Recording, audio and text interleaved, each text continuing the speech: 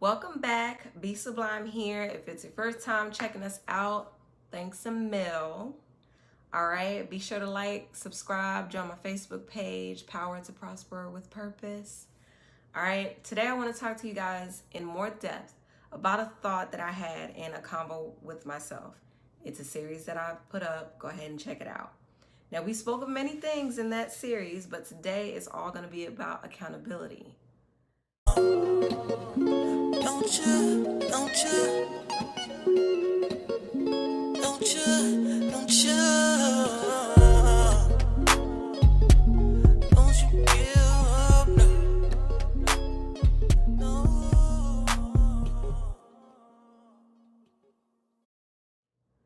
All right, nowadays we have trouble acknowledging that we will always hold some sort of fault in what happens in our life.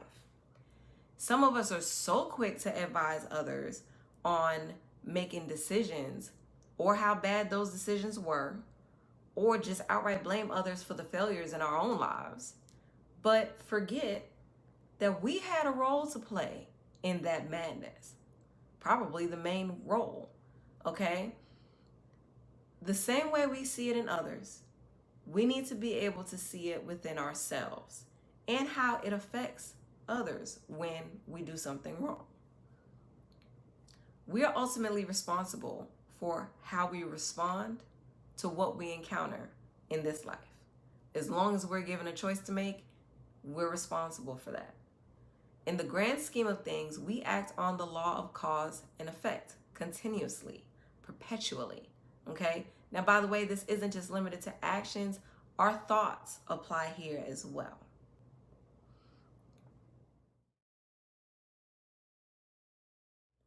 Now, the universal law of cause and effect states that for every effect, there's a definite cause.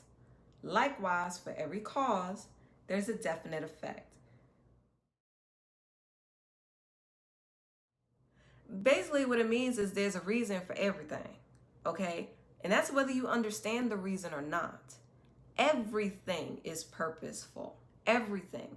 Now, whether your road from A to Z is straight or windy, it zigzags, it goes over and under and through stuff. Every word, every choice, every thought, every action, it leads to something else. And guess who really holds the keys to all that? We do. Now, this is not to say that we will always have control over every single situation, because we won't, okay? Not possible. We cannot control how our prayers are answered. It's our choice, however, whether or not we pray.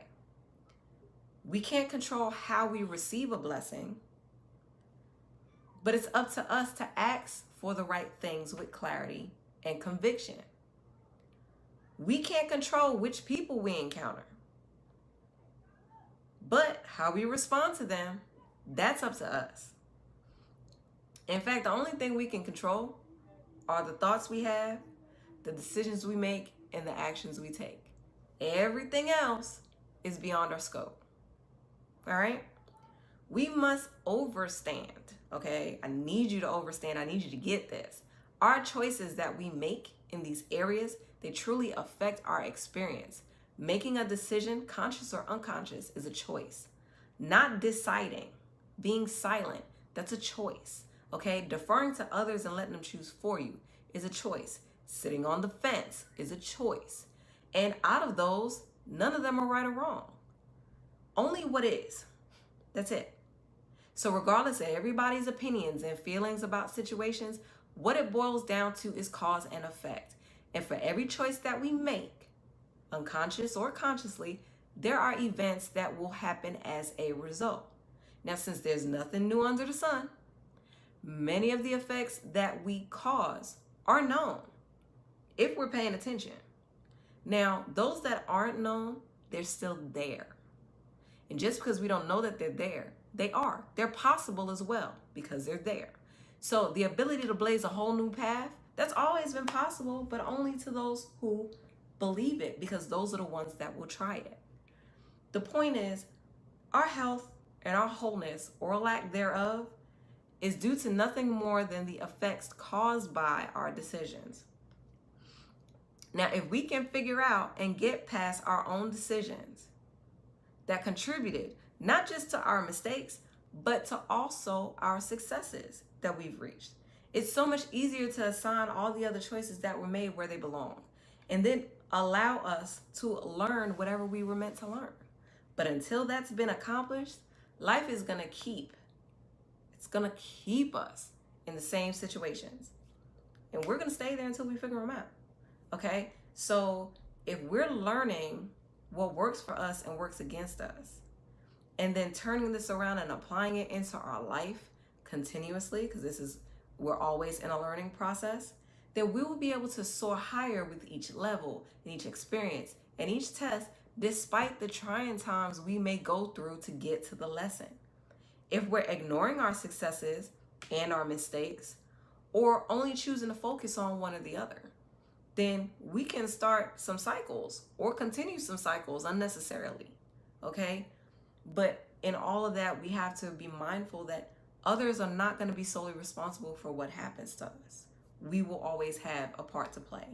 And acknowledging something doesn't mean belittling. You don't have to judge it.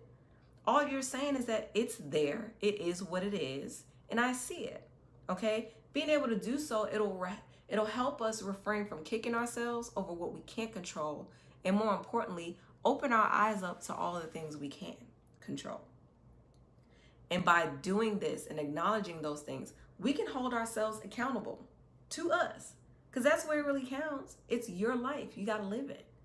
Now, you know how they say forgiveness isn't for the other person. It's for you. They're saying this because regardless of what happened with the other person, we are left with a choice to make. The choice that we make is going to determine our demeanor, our happiness, and in many cases, our health. We don't have to forgive anybody, but whether that decision is worth the stress and the discomfort and the disease that may follow is something that we're responsible for.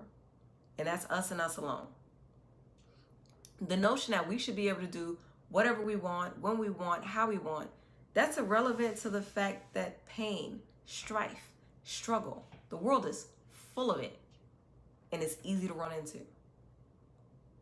We cannot plead ignorance to a situation.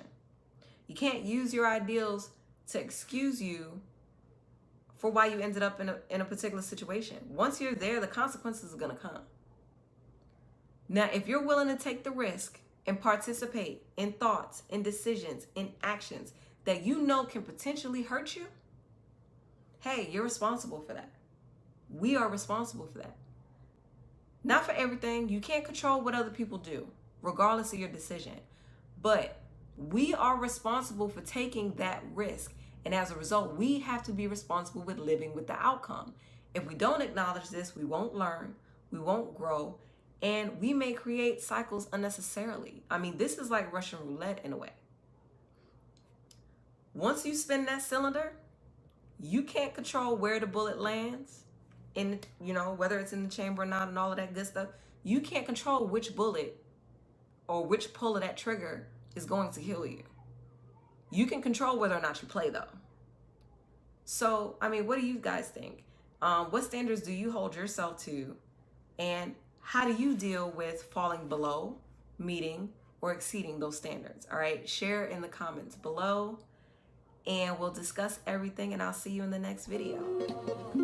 Don't you